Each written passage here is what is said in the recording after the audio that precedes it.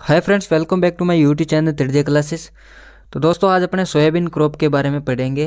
वैसे अपने पहले काफ़ी क्रॉप पढ़ी थी, जिसमें से कुछ अपनी ये जो पल्सेज यानी कि जो लेग्यूम टाइप की जो क्रॉप थी वो रह गई थी। ठीक है, तो जिसमें अपने आज पढ़ेंगे सोयाबीन क्रॉप। सोयाबीन क्रॉप को अच्छे से पढ़ेंगे, शुरू से लेके एंड तक। वीडियो को अच्छे से देखना, लास्ट तक देखना। ठीक है, तो सोयाबीन दोस्तों ऐसी क्रॉप है जिसको अपने एज ए ऑयल सीड भी यूज ले सकते हैं और एज ए अपने लेग्यूम भी यूज ले सकते हैं। ठीक है, तो सोयाबीन क्रॉप क्या है इसकी मतलब कौन कौन सी इसमें डिजीज लगती है, कौन सा इंसेक्ट है, वीड कंट्रोल कैसे होता है, क्या इसकी पैकेज और प्रैक्टिसेस है, क्या इसमें इंपॉर्टेंट जो चीज़ें हैं वो अपने इस वीडियो में डिस्कस करेंगे।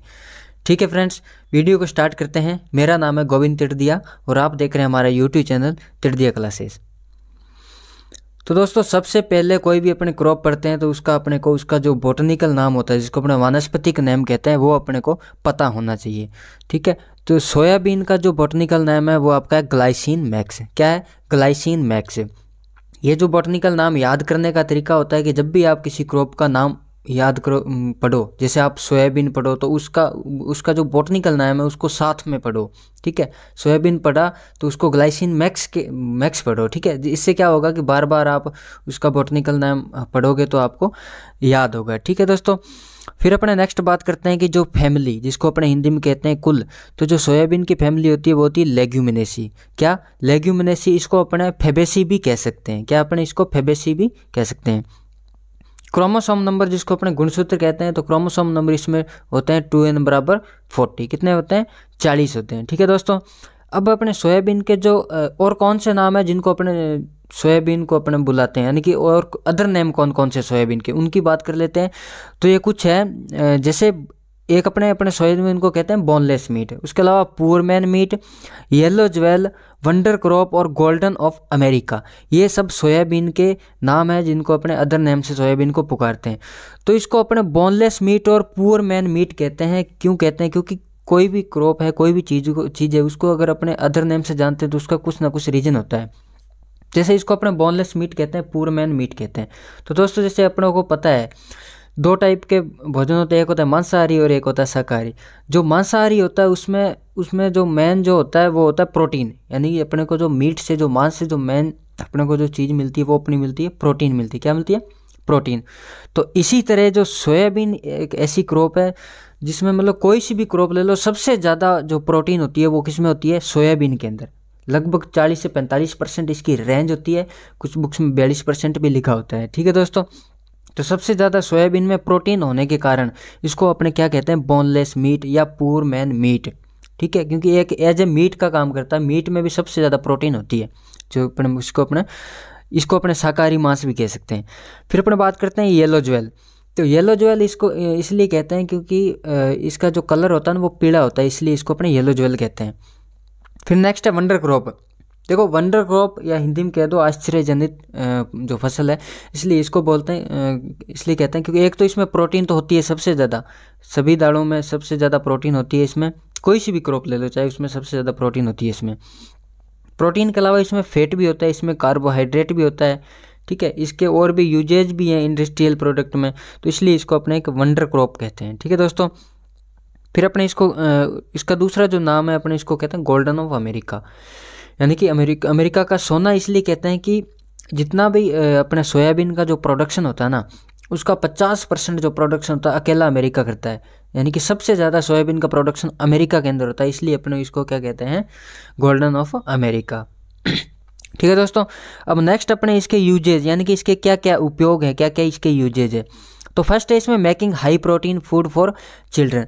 देखो इसमें सोयाबीन से कुछ भी फूड बनेगा ना वो हाई प्रोटीन फूड ही बनेगा, क्योंकि इसमें सबसे ज़्यादा प्रोटीन होती है।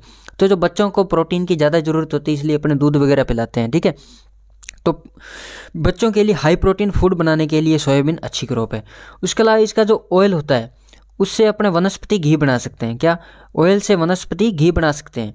उसके अलावा इसका जो बेस्ट, जो सबसे बढ़िया जो है वो है सोया मिल्क, यानी कि अपने सोयाबीन से क्या बना सकते हैं? सोयाबीन, यानी एकमात्र ऐसी क्रॉप जिससे दूध बनता है जिसको अपने कहते हैं सोया मिल्क, वो है सोयाबीन क्रॉप। ठीक है, ये भी आपको याद रखना है। फिर नेक्स्ट अपने बात कर लेते हैं इसके ओरिजिन की, इसके उत्पत्ति स्थल की, तो वो आपका है चाइना। ठीक है दोस्तों, क्या है? चाइना। सोयाबीन की दोस्तों, जो सोयाबीन की प्रोटीन होती है ना, उसमें एक अमीनो एसिड पाया जाता है वैल्यूबल, उसको अपने कहते हैं लाइसिन। वो कितना होता है, लगभग 5% होता है। तो ये आपको ये भी ध्यान होना चाहिए कि जो ये जो लाइसिन अमीनो एसिड है ना, ये सीरियल्स के अंदर जो होता है कम पाया जाता है। सीरियल्स के अंदर इसकी मात्रा कम होती है, और जो मिथ्योनिन अमीनो एसिड होता है ये लेग्यूम्स के अंदर कम पाया जाता है। तो ये दो बातें आपको याद रखनी जरूरी है, ठीक है। तो इसमें लाइसिन कितना होता है, 5% पाया जाता है सोयाबीन के अंदर। फिर अपने बात करते हैं मेन जो ये जो सोयाबीन क्रॉप किसके लिए जानी जाती है, किसके लिए, तो इसमें 20% प्रोटीन और 40% प्रोटीन 20% इसमें ऑयल और 40% इसमें प्रोटीन। प्रोटीन भी कौन सी, हाई क्वालिटी की प्रोटीन होती है इसमें। इसको ये आप जो ग्राउंड नट क्रॉप पढ़ाई थी ना मैंने आपको, उसका जस्ट अपोजिट कर लो। कैसे, जिसमें ग्राउंड नट में क्या था, ग्राउंड नट में 20% तो प्रोटीन थी और 40% ऑयल था। और इसमें क्या है, इसमें उसका अपोजिट है, 20% ऑयल है और 40% इसमें प्रोटीन है, वो भी हाई क्वालिटी की प्रोटीन, ठीक है। 40 किलो या 40 से 45 किलो, या कुछ बुक्स में आपको 42% भी मिल जाएगी, वो ऑप्शन पर डिपेंड करता है। तो ऑयल और प्रोटीन के अलावा और भी होते हैं इसमें, जैसे कार्बोहाइड्रेट होता है इसमें 21% और फैट होता है इसमें 19.5%। ये कार्बोहाइड्रेट और फैट ये याद रखो, चाहे ना रखो कोई बात नहीं है, लेकिन ये आपको ज़रूर याद होने चाहिए। इसमें ऑयल की कितनी मात्रा होती है, इसमें प्रोटीन की कितनी मात्रा होती है, ठीक है, क्योंकि यहाँ से क्वेश्चन पुटअप हो जाता है और हुआ भी है कई बार।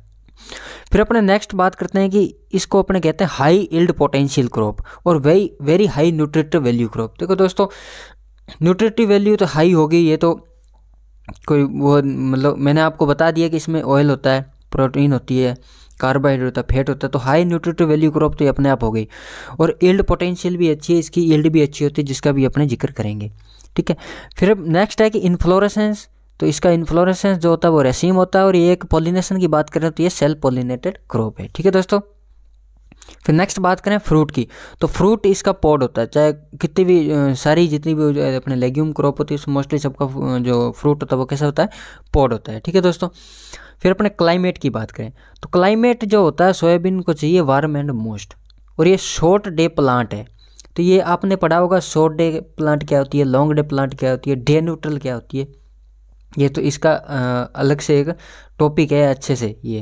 लेकिन मैं आपको यहाँ थोड़ा सा बता देता हूँ, जो शॉर्ट डे प्लांट होती है इसको लाइट की कम ज़रूरत होती है, वो क्रॉप वो शॉर्ट डे प्लांट में आती है, यानी कि इनको शॉर्ट डे और लॉन्ग नाइट चाहिए। और जो लॉन्ग डे जो क्रॉप होती है उनको लाइट ज़्यादा चाहिए होती है, उनको मतलब कि दिन जो होता है उसको लॉन्ग चाहिए होता है, रातें लंबी, जो रात होती है जो नाइट होती है वो उसकी शॉर्ट चाहिए होती है।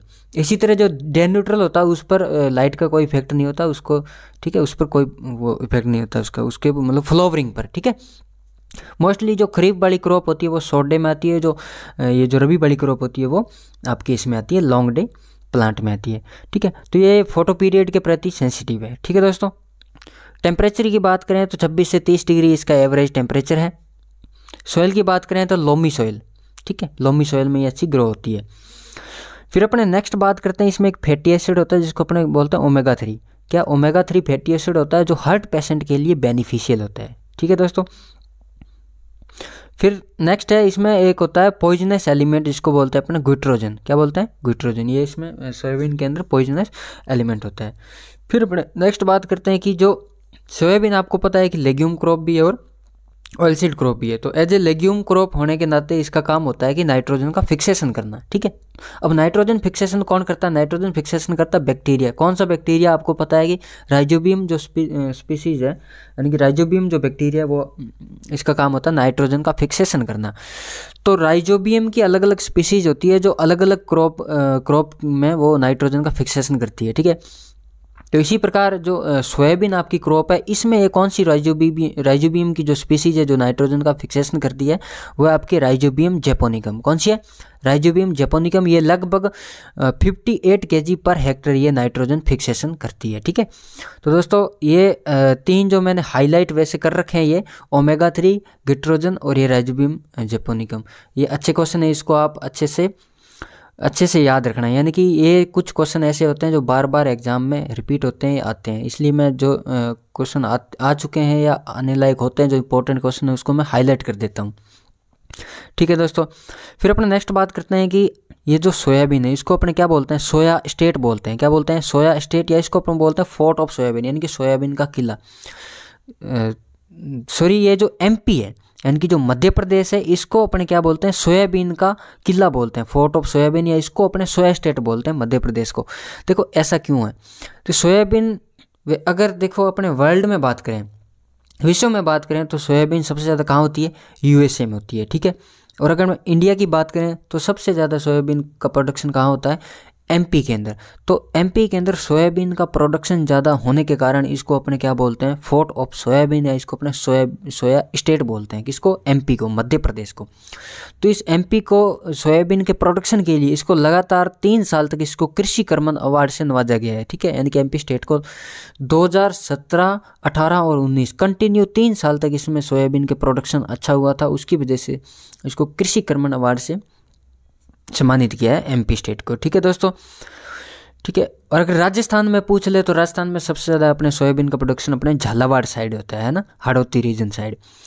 फिर अपने इसकी टेस्ट वेट की बात करें तो टेस्ट वेट जिसको अपने परीक्षण भार कहते हैं, तो टेस्ट वेट क्या होता है पहले तो वो समझो। टेस्ट वेट होता है जो 1000 दाने, यानी कि कोई भी फसल है उसके जो दाने होते हैं उसके 1000 दानों का जो भार होता है ना, उसको अपने बोलते हैं टेस्ट वेट। और एक होता है आपका सीड इंडेक्स, तो जो 1000 दानों का भार होता है वो तो होता है टेस्ट वेट, लेकिन जो 100 दानों का भार होता है ना वो आपका होता है सीड इंडेक्स। जो ऐसी क्रॉप, कुछ ऐसी क्रॉप होती है जिनकी सीड की साइज़ ज़्यादा होती है, ठीक है, सीड की साइज़ बड़ी होती है, तो उनमें अपने टेस्ट वेट नहीं लेते, उनमें अपने सीड इंडेक्स लेते हैं, ठीक है दोस्तों, ये ध्यान रखना। तो टेस्ट वेट सोयाबीन में कितना होता है, 55 ग्राम, 55 ग्राम। फिर नेक्स्ट बात करते हैं कि सोयाबीन जो है ना, ये हाईएस्ट ट्रांसजेनिक क्रॉप एरिया, यानी कि सबसे ज़्यादा ट्रांसजेनिक के अंदर जो एरिया आता है वो सोयाबीन क्रॉप का आता है, कितना आता है, 79%, ठीक है दोस्तों। तो अगर ऑयल प्रोडक्शन की बात करें तो सबसे ज़्यादा जो ऑयल प्रोडक्शन होता है पूरे वर्ल्ड में वो किससे होता है, वो होता है अपने सोयाबीन क्रॉप से। वर्ल्ड में बात करें, पूरे विश्व में बात करें तो सोयाबीन से होता है। अगर इंडिया की बात करें, यानी कि इंडिया में सबसे ज़्यादा ऑयल प्रोडक्शन कौन सी क्रॉप से होता है, तो फिर आपने आएगा मूंगफली, ठीक है। और अपने राजस्थान से पूछ ले कि राजस्थान में सबसे ज़्यादा ऑयल प्रोडक्शन कौन सी क्रॉप से होता है, फिर अपने करेंगे आपका जो ये सरसों है, ठीक है दोस्तों। वर्ल्ड में सोयाबीन, इंडिया में आपकी मूंगफली, और राजस्थान में सरसों से सबसे ज़्यादा ऑयल प्रोडक्शन होता है। अगर अपने जर्मिनेशन परसेंट की बात करें, अंकुरण प्रतिशत की, तो 70% अंकुरण होता है अपने सोयाबीन क्रॉप में, ठीक है दोस्तों। देखो सोयाबीन का जो ऑयल होता है उसमें एक प्रकार की दुर्गंध आती है, तो दुर्गंध आने का जो रीजन है वो है लिपोक्सिडेज एंजाइम, ये भी आपको याद रखना है, अच्छा क्वेश्चन है, कौन सा, लिपोक्सिडेज एंजाइम, ठीक है दोस्तों। फिर अपने नेक्स्ट बात करते हैं सोविंग टाइम, यानी कि बुआई का क्या समय है। जो बेस्ट बुआई का जो समय होता है वो फर्स्ट फोर्टनाइट ऑफ जून, और फर्स्ट फोर्टनाइट ऑफ जून से मतलब है कि जो फोर्टनाइट का मतलब होता है पखवाड़ा, यानी कि जो शुरू के 15 दिन होते हैं, यानी कि जो पहला पखवाड़ा होता है ना जून का, वो एकदम एक्यूरेट टाइम है सोयाबीन की सोविंग करने का, ठीक है। अगर किसी भी कारणवश उसमें अपने नहीं कर पाए sowing, first fortnight of June में नहीं कर पाए, तो 25 जून से लेके 15 जुलाई तक अपने इसकी सोविंग अच्छी मानी जाती है, ठीक है दोस्तों।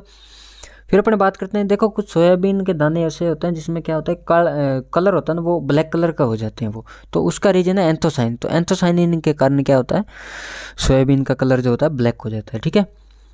फिर नेक्स्ट बात करते हैं, जो फॉस्फोरस फर्टिलाइजर है ना, ये क्या करता है, सोयाबीन के अंदर जो नोड्यूल बनते हैं, गांठें बनती है जो जड़ों के अंदर, ठीक है, वो नोड्यूल फॉर्मेशन को बढ़ाता है फॉस्फोरस जो फर्टिलाइजर है, ठीक है दोस्तों। फिर नेक्स्ट बात करते हैं सीड रेट की, बीज दर की। तो सोयाबीन के अंदर जो सीड रेट चाहिए वो लगभग 70 से 80 kg पर हेक्टेयर चाहिए, कितनी, 70 से 80 kg पर हेक्टेयर।